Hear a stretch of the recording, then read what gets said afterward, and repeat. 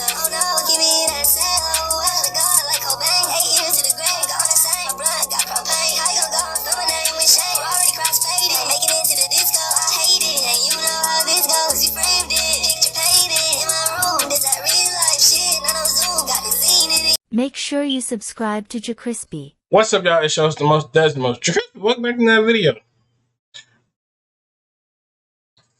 Going to a breast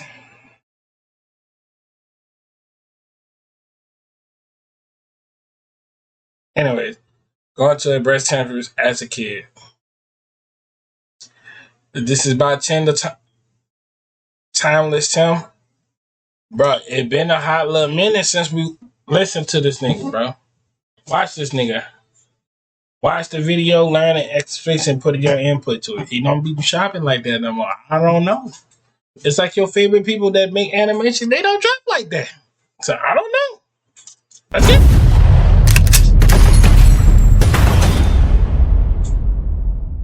Once upon a time, there was a place where men could be men. Hold A place us. where men could come together, order some drinks, laugh out loud, watch sports, and enjoy some breast. Of course, I'm talking about chicken breast, my guy. Now, before we get started, let me start off by saying, can we all please give a moment of silence to the great establishment infamously known as Hooters? How, America? How have we all fallen so far? But how for you, damn, the heck is a BREASTaurant? Now, for the uninitiated, a BREASTaurant is a slang term for a restaurant, often a sports bar, where the waitstaff, primarily female, are known for their revealing attire, and the restaurant focuses on sexual appeal as a marketing strategy. A place where men go to degrade themselves to the lowest level and love it. Now, the food, made, but the experience, exceptional. Look at this. Look at God. These boys are having a time of their lives on the first trip to Hooters. I wish I could turn back the hands of time. Now that, my God, is where this story begins. So I'll take you back when the first time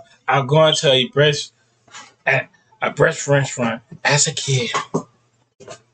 He just took the breast restaurant. Yeah. This story, I'ma take you back to my first trip to a restaurant. So it was back in my younger days. Now at the time, your boy was right around the 6th grade. Now the 6th grade hits different. For the first time, you go from elementary to middle school. So one day I was dozing in class. Now I'm paying attention. My boy Chris goes, "Yo, Tim, you trying to ditch class right now?" "Yeah, I'm bored." Now, first of all, Chris was right. Who wants to sit around in class studying Mesopotamia through the fall of Rome? Second, this was during March Madness, the premier basketball tournament of the year. But here's the problem. See, most basketball games ran during school hours. Now, if you know anything about me, you know I loves basketball. Come on, my guy. Ball is life.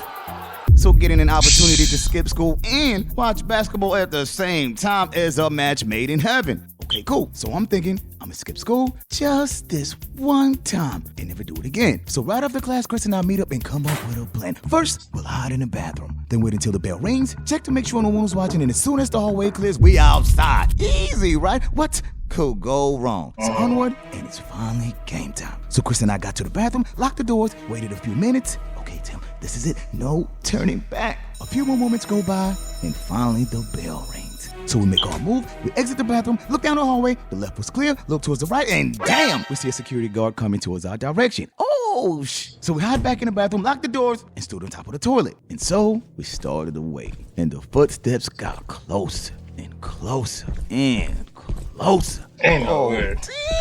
I ain't never skipped school before. Wait. Did I? I think I did that. I did that for a one-time thing. Yeah, I think I did that a one-time thing. It was a one-time thing. I think I did that my senior year, skip school. And we're about to get caught in 4K. The security peeked. Nigga, shit, he said, "Oh, what y'all doing in the bathroom, man? I'm shitting in here, man. Man, I just ate my stomach hurt. That's all you gotta say, man. My stomach hurt." To the bathroom, looks around, and doesn't see anyone in sight. So he walks in, proceeds to use the urinal. That feels so good. Ain't no way this nigga just passed gas. And I mean, it's a bathroom, but goddamn, bro. Good. Man, them damn kids. Next time one of them say shit to me, I'ma them up.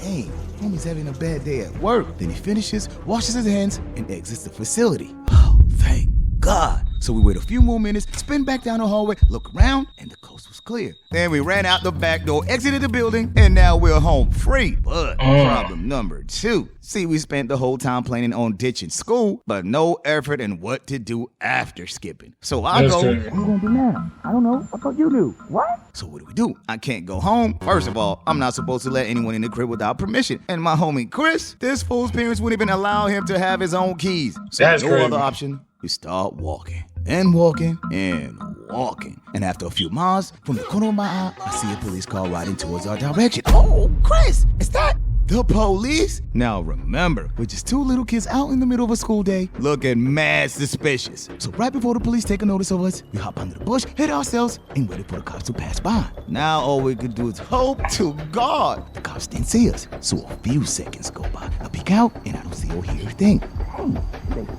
Then a few more seconds pass by, and then I start hearing the car getting closer and closer. Oh no, anyone but the cops. But then the police car passes by. Now you would think we've been lucky twice, assigned to abort the mission. We tripled down. My homie Chris goes, you ever been to Hooters? Hooters? What's that? Now, since I was a rookie, my homie Chris decides we pulling up. So we walk all the way to the restaurant, finally make it, and he goes, Y'all had "Tim?" some cash? Y'all had some cash on y'all and stuff like that? Bro, my first time actually going to Hooter was my freshman year in football, bro.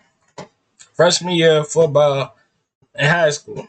We all went, and it was a fun time seeing some moments like that. I mean, I fuck with Hooters. Hooters got some good ass wings, fries. I mean, you can watch TV, watch college and stuff. I went back again with my cousin and his dad, and we just ate wings and we were watching Colorado play Alabama, Clemson, and all that stuff, talking about life. So, I mean, hey. Meet Hooters. Hooters, meet Tim. Welcome to heaven, my boy. So we walk in, I look around, and I couldn't believe it. Ain't no way. Bruh, you had to be there to believe it. On God, the waitress was looking so damn good. Team, this is heaven. So you trying to tell me I get to watch basketball and cheat at the same time?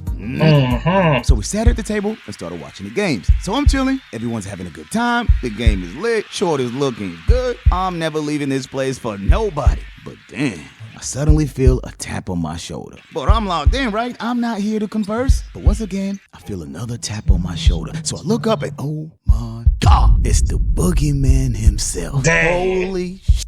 Remember when I told you Hooters is a place where men go to be men? Boy, did I find out. See, my dad was there with his homies, and he just so happened to spot my dumb behind skipping school. So my father goes, what are you doing here? Oh, hi, Dad. Aren't you supposed to be in school? Well, what had happened was... Now, before continuing, let me explain something to you. The one thing my big, black, swole-ass father hates is a liar. So right before responding, I stop myself and start pondering. Hold up, Tim. Don't get fucked up in front of all these people. If you like the Pops, there's no taking it back. So I go, F it. For the first time in my life, I'm telling my Pops the whole truth and nothing but the truth. So help me God. So I go, Dad, this nigga made me do it.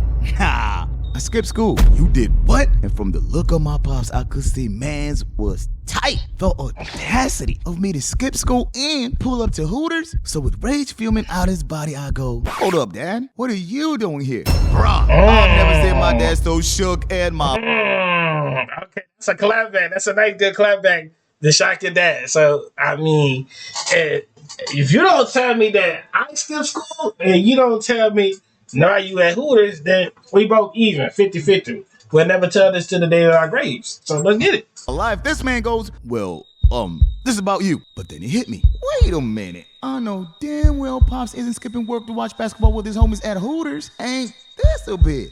Now, this is what I call a trump card. See, if my Pops decides to punish me for skipping school, I'm telling Moms everything. Now, my dad knew that I knew his cook. So he takes a moment, thinks to himself, and goes, you want some wings? Bam! The happiest 4 words of my life. Hell yeah, I want some wings. My Pops orders us some wings. Chris and I pull up next to his homies, and we enjoy the rest of the afternoon watching the hoop and admiring God's gift to men. Double cheeked up, my guy. And from that day forward, we never talked about it ever again. Now, that was my first trip to a restaurant. So, if you've been lucky to experience one, how was yours? So, moral of the story. Honesty will always get you further in life. A lie may open many doors, but they will only be slammed in your face when the truth comes out. Okay. Ain't that bad. Ain't that bad. But anywho, how y'all feel about Hooters and stuff like that? And stuff like that in general? I fuck with Hooters heavy and motherfucker and shit like that. And also, well, Hooters, I remember we always get serviced by like some snow bunny, a black chocolate, or a Latino. I remember there was one fine ass Latino chick, bro. Oh my god. A fine Latino and snow bunny and black chocolate, I'll say. Then I think the other time we went in there was an Asian chick was serving us up. I think I took a picture. Now that would be a story time in the stream when y'all want it. Cause I got a whole picture with a Latino chick. Latino chick, hey, Latino chick, hey. Chick, hey, so stupid, my man. That was so what?